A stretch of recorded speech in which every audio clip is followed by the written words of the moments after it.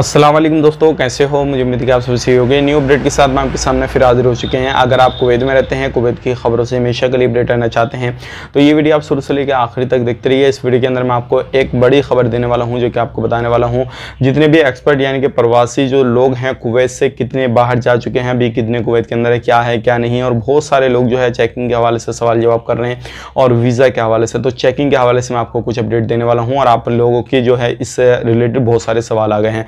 तो चलिए फिर बिना देरी के वीडियो शुरू करते हैं। लेकिन उससे पहले मैं आपको बता देता हूं, चैनल पर हमारे पहली बार आए हैं, चैनल को सब्सक्राइब करें और साथ ही साथ बेल आइकन जरूर प्रेस कर दें ताकि हमेशा आपको इसी तरीके से अपडेट मिलती रहे और आप हमेशा हमारे साथ में जुड़े रहें। तो सबसे पहले मैं आपको बता देता हूं, जैसे कि आपको मालूम है काफ़ी ज़्यादा बड़ी तादाद में अभी चेकिंग वगैरह चल रहा है।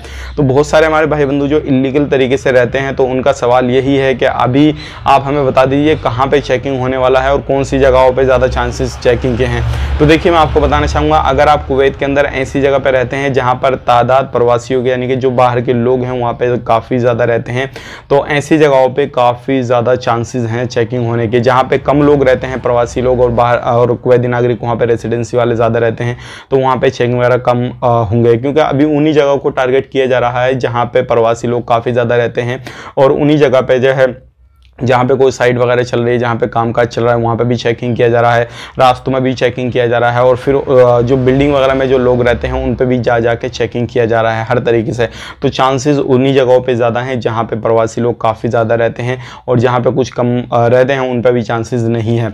अब बात कर लेते हैं, यहाँ पे जब से कोरोना वायरस शुरू हुआ है तब से जिनके कुवैत से जो लोग हैं वो 1,90,000 से ज़्यादा कुवैत को छोड़ चुके हैं, जिनका वीज़ा इकामा वगैरह ख़त्म हो गया था, खलास करके यानी कि पूरा फाइनल करके छोड़ चुके हैं। तो ये एक बड़ी तादाद है 1,90,000 की और आने वालों की जो संख्या है वो बहुत ज़्यादा कम है, क्योंकि नया वीज़ा आपको मालूम है इशू होना ही रहा पूरे तरीके से और जो लोग आ रहे हैं जो पुराने वीज़ा पे हैं तो उनका खर्चा काफ़ी ज़्यादा आ रहा है, तो इसके हवाले से बहुत सारे लोग आ नहीं पा रहे।